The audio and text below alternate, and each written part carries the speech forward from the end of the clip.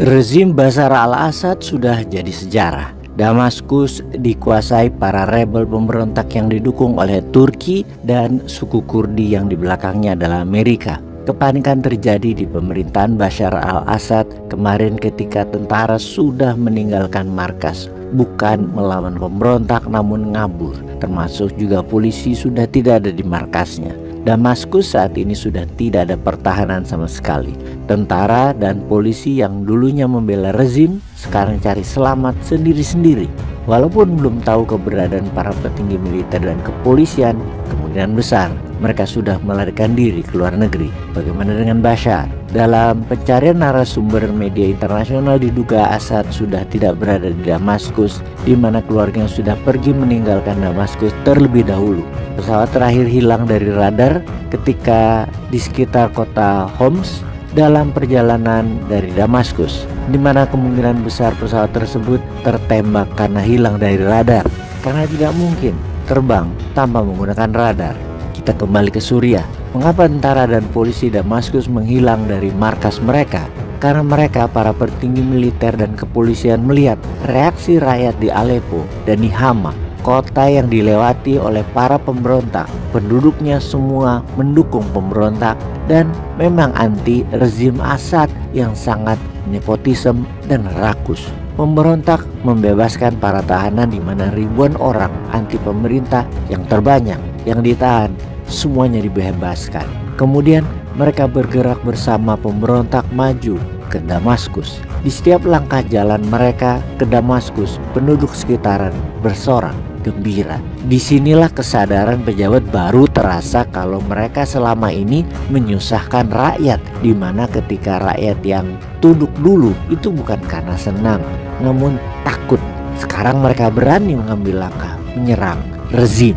Selain rakyat Suriah anti Assad, dalam penjara ada banyak tentara ISIS, tentara Al-Qaeda, dan pemberontak Kurdi yang sangat terampil berperang. Semua bergerak ke Damaskus sekarang karena dibebaskan oleh pemberontak. Lalu mengapa negara yang melindungi Assad, yaitu Rusia dan Iran, tidak memberikan kekuatan penuh malah meninggalkan Assad? Melihat tentara Assad tidak berperang dengan sepenuh hati, tidak bergerak dengan serius, maka sejak minggu lalu Rusia menghentikan bantuan militer ke Al-Assad, yang diikuti keesokan harinya oleh Iran menghentikan bantuan melalui darat, melalui Hizbullah Lebanon kepada rezim Al-Assad.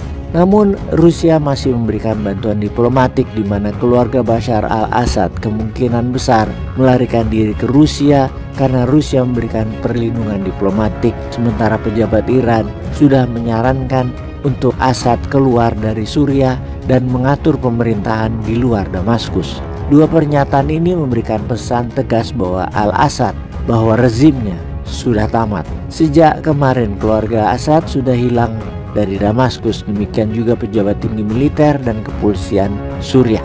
Pelajaran didapat dari peristiwa Suriah apa saja kira-kira teman-teman? Secara internal, pemerintah Assad menjalankan sistem autokrasi sebagai sistem pemerintahan Suriah, di mana kekuasaan tertinggi dan absolut dipegang oleh satu orang atau satu keluarga atau satu partai.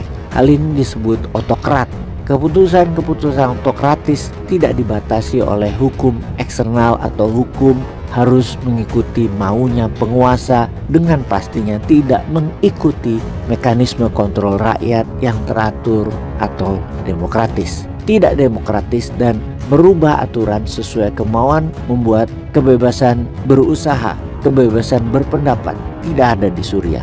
Dilakukan kriminalisasi dan penahanan atas kegiatan politik atau bisnis yang tidak sejalan dengan rezim. Sebagai contoh, Bashar al-Assad bukanlah pilihan pertama dari ayahnya, Hafez al-Assad.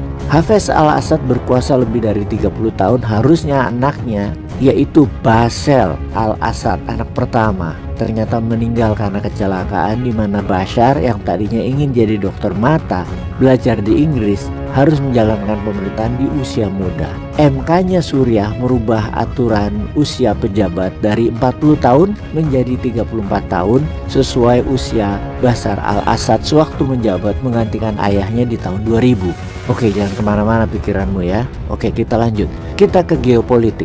Rusia dan Iran sebagai negara pelindung rezim Assad diuntungkan dengan menjadikan Suriah proksi ekonomi Rusia dan Iran dalam menjual produk kedua negara seperti minyak dan gas buminya, juga menjadi pembeli senjata Rusia serta sumber alam lainnya. Intinya negara pelindung seperti Tiongkok atau Amerika atau negara Eropa Barat yang penjajah itu ketika melindungi sebuah negara atau pejabat tingginya seperti dimodali, dipinjami duit, disuruh beli produk Tiongkok atau Amerika, dan dalam hal ini adalah Rusia dan Iran, yang pastinya mereka lah yang paling diuntungkan secara ekonomi dan secara geopolitik.